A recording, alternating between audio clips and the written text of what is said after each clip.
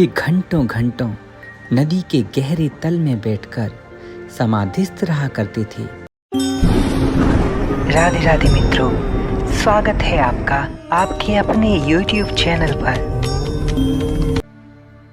भारत की संत परंपराओं में कुछ ऐसी महान आत्माएं प्रकट हुईं जिन्होंने जीवन भर न तो कोई चाह रखी और न ही कोई कामना।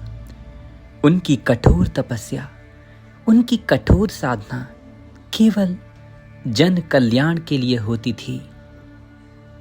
सृष्टि का कल्याण हो, सृष्टि प्रेम और धर्म के मार्ग पर चलती रहे, यही उनकी साधना का उद्देश्य था।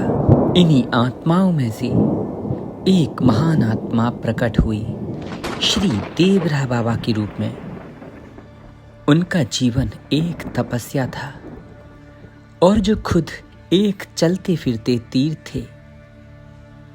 ऐसे महान महामुनि जिनका हृदय दूसरों के दुखों को देखकर पिघल जाता था।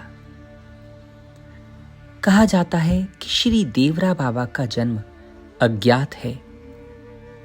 अब तक बाबा के जन्म का रहस्य कोई नहीं जान पाया, लेकिन बाबा के मुख से ही ये सुना गया था कि बाबा की उत्पत्ति सरयू जी के जल में हुई थी। कितने वर्षों पहले ये भी कोई नहीं जानता। श्री बाबा कहते थे, बच्चा, मैं पृथ्वी पर तब से हूं जब से मनुष्य ने समय को गिनना भी शुरू नहीं किया था। अब इससे थोड़ा अनुमान लगाया जा सकता है कि बात अभी की नहीं होगी। न जाने कितने वर्ष, कितने दशक, कितनी शताब्दियां बीत चुके होंगे, लेकिन बाबा अपने भक्तों के कल्याण के लिए तपस्यारत लगे रहे। वे कितनी शताब्दियों तक धरती पर रहे और आज भी ऐसा माना जाता है कि बाबा सूक्ष्म रूप से अपने भक्तों का कल्याण लगातार कर रहे हैं। 19 जून 1990 महासमाधि की वो तिथि जिसको श्री बाबा ने कई वर्षों पहले ही निश्चित कर दिया था। बाबा जीवन भर मचान के ऊपर ही रहते थे। पवित्र नदियों के किनारे वे वास करते थे। बाबा को कोई मोह, कोई भौतिक सुख की चाह नहीं थी।